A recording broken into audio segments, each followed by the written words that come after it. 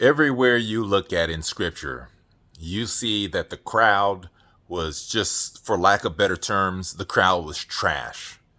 Everywhere you look in scripture, from Noah and the flood, where the crowd just mocked and laughed and disregarded the warning, to the day of Sodom and Gomorrah, where again the warnings were so just grossly ignored, to the Tower of Babel, where the togetherness of people, the Lord completely dispersed them and broke up the language, to the day of Moses, when Moses went up to the mountain to spend time with the Lord, to seek the Lord, and then at the bottom of the mountain, what did they do?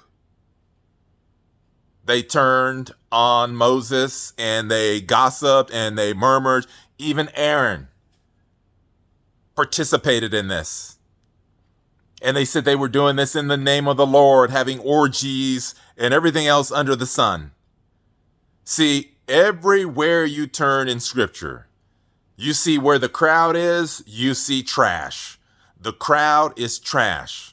Jesus said in Matthew chapter 7 that many would say to him on that day, Lord, Lord. Many. But he said few would turn to him and choose the narrow path.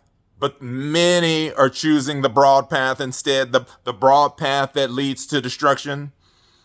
Because it's in the human nature to run after the crowd. It's in the human nature to be followers because it's more comfortable. It's in the human nature to sit up and just assemble and simmer in the flesh, simmer in the lust and the works of the flesh. Where is it in scripture where the men of God who called out false prophets, where is it in scriptures that their followers, number one, that they had followers, number two, that their followers praised them? Oh, you're doing such a fantastic job. Oh, you're so wonderful. Where is that at in scripture? Where is it at in scripture where the following followed someone who was claiming that they were speaking in the name of the Lord and that they worshiped them? Oh, God gave me this dream. God gave me this vision. God gave me a rapture date. Show me in scripture where they praised them, where the men of God were being praised by their followers. Can someone please show me this in scripture? Because you know what? It's not scriptural. The true men of God didn't have a group, a crowd, and a clique following them and praising them. See, this is the danger of the crowd. See, it was no wonder, again, you hear me bring this up all the time right now, right? Because God really opened my eyes to this a couple of years ago. When the supposed crowd that was defending truth and calling out false teachers, that very crowd was the one who slandered my wife and I. That very crowd is the one who gossiped and ran with the slanderous talking points. Oh, but they said they were ready for tribulation. See, we can be part of crowds all day long. It means nothing. And people today are simply not getting this. It's all through scripture. Where the crowd was, there was error. Where the crowd was, there was rebellion. And I'll say this again, the crowd is trash. It's no different today.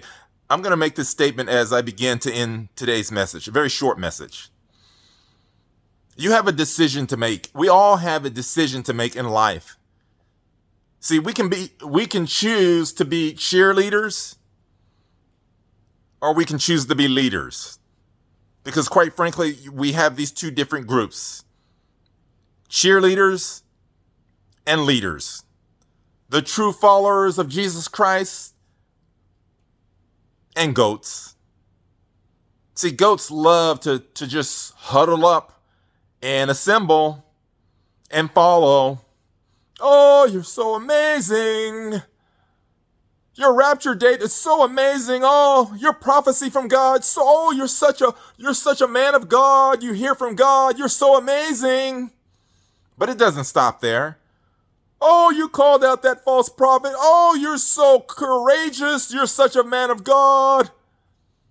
See, everywhere you see the following praising and giving their quote unquote preacher butt slaps, you see error.